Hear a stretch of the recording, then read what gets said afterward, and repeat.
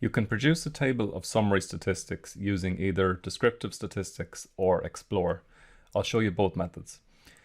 To do this, first of all, go to Analyze, Descriptive Statistics. And the two tabs that we're going to use are here. The first one, Descriptives, and the next one just below it, Explore. When you click into Descriptives, you'll see the familiar layout with a list of variables on the left-hand side and an empty space on the right to transfer them over to. As before, you might want to leave this on the default, which lists both the label and the variable name, or you can switch it to variable name if you want to make searching easier and if you know the name of the variable that you're looking for. So in this example, I'm going to transfer over the internet use variable and the news media consumption variable. And remember, for descriptive statistics, although with some exceptions, which I'll show you in a moment, you want to make sure that the level of measurement is appropriate to the procedure that you're using. So these are both scale measures. We'll transfer those over. So any variables in the target variable box over here are the ones that will be included in the output. Now there's also some options, so we can include some additional statistics if we want, but for now it's fine to leave these on the default. Later on, next week, we'll come to look at the standard error of the mean. And once you have all your settings included and you've got your variables in the target box, you can click OK. And in the output, you'll see that we get a couple of pieces of information. In the column headers, we've got N, which is our sample size. So this is the valid number of cases. This is the number of respondents, that gave information on this question. So for the news consumption variable, we've got 2,200. And for the internet use variable, we've got 1,618. We have our minimum and maximum. So the minimum, or the lowest recorded amount of time spent on news about politics and current affairs, was 0. And the longest was 1,200. Our mean is 82.82, and in the units of the original variable, that's minutes, and our standard deviation is 87.654 minutes. Although in reporting that, we'd probably round that to two places, 87.65. For internet use, our maximum here is 1,200. Our average, our mean, is 196.65, again that's minutes, and our standard deviation is 169.935. The second way to do this is to use Analyze, Descriptive Statistics, and Explore. There's a couple of things you want to watch out for here, because Explore gives us a couple of different options. We can include variables in the dependent list, and we can include several variables here if we wish. We can also include factors, and what that will do is split the output for us by categories of a second variable.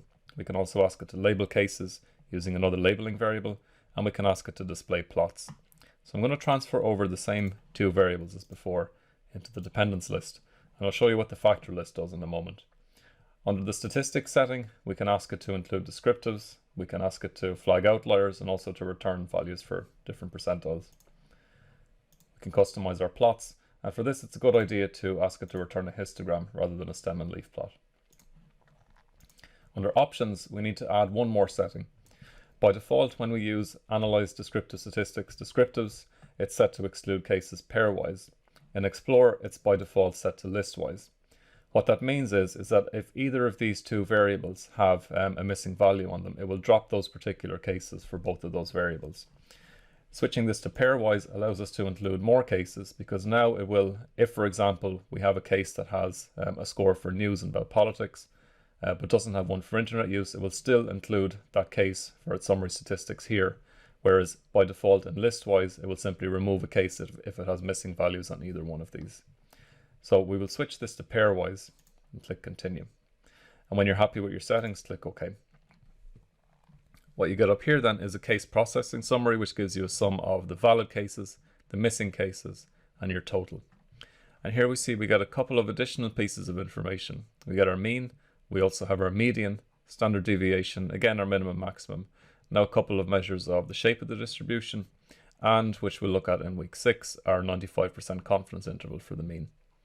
We also get some plots, so we get a histogram, again with some summary statistics attached, and we get our box plot. And we get these for each of the two variables. Now, a useful setting to apply to this is the factor list setting. So when you're in Explore, if you want to split the output of either of these two variables by categories of an additional variable, you can include that variable here in the factor list. So in this example, we're going to look at how this varies by education group.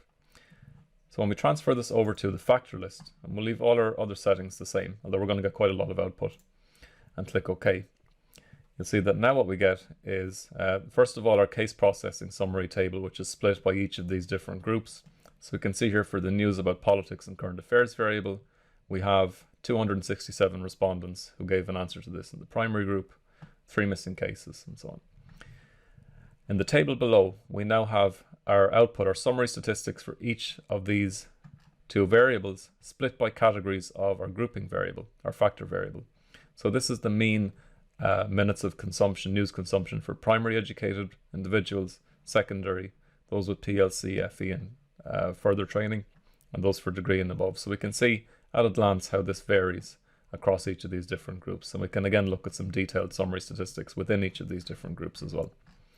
We get this for our first variable and we get it for our second variable.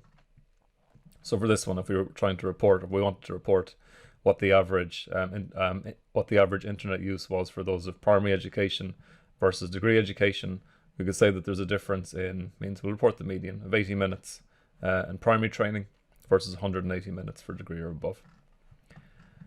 We also get a range of graphics for each of our different subgroups. So starting with the first variable, the news consumption variable, we get a histogram for the primary group, the secondary, the PLC, and the degree or above group. We get a split box plot for each of these groups. And again, for the second variable, we get the same output.